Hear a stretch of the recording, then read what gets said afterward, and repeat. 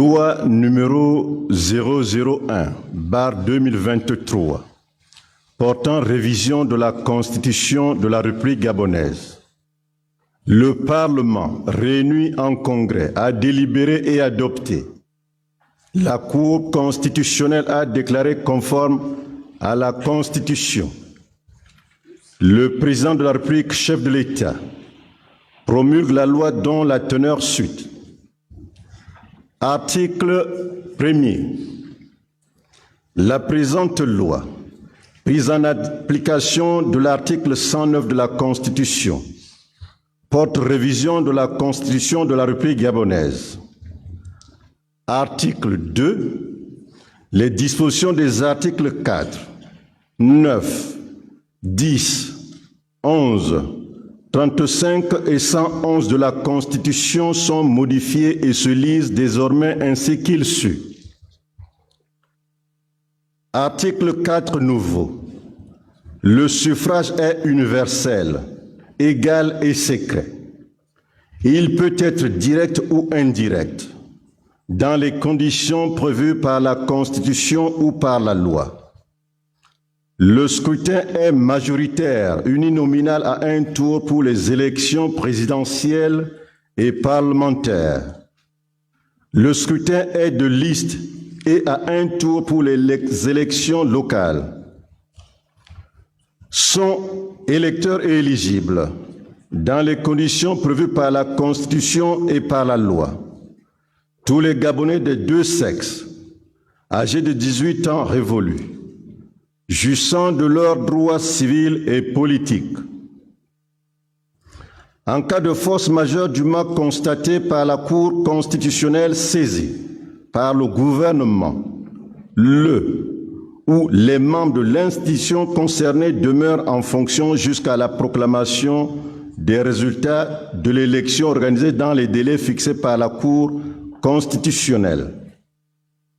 Si à l'expiration de ces délais, l'élection n'a pas été organisée et aucun cas de force majeure du mal constaté par la Cour constitutionnelle, les fonctions dues ou de membres de l'institution concernée cessent immédiatement. Il est procédé à des élections organisées dans les nouveaux délais fixés par la Cour constitutionnelle. Article 9 nouveau. Le président de la République est élu pour 5 ans au suffrage universel direct. Il est rééligible. L'élection du président de la République a lieu au scrutin majoritaire uninominal à un tour. L'élection est acquise au candidat qui a obtenu le plus grand nombre de suffrages exprimés. Article 10 nouveau. Sont éligibles à la présidence de la République tous les Gabonais des deux sexes, âgés de 30 ans au moins et jouissant de leurs droits civils et politiques.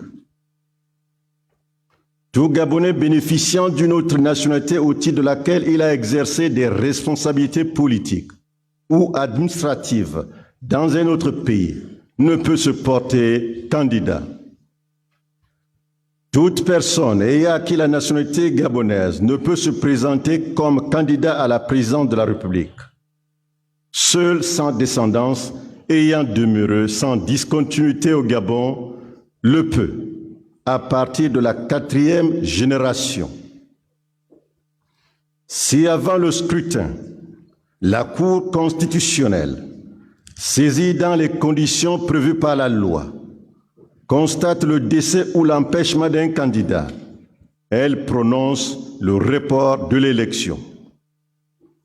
La Cour constitutionnelle peut proroger les délais prévus, conformément à l'article 11 ci-après, sans que le scrutin puisse avoir lieu plus de 35 jours à compter de la date initialement prévue pour le scrutin.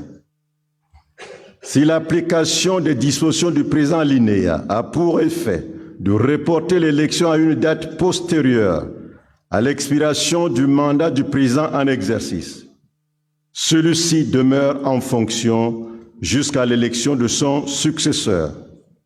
Les modalités pratiques du présent article sont fixées par une loi organique.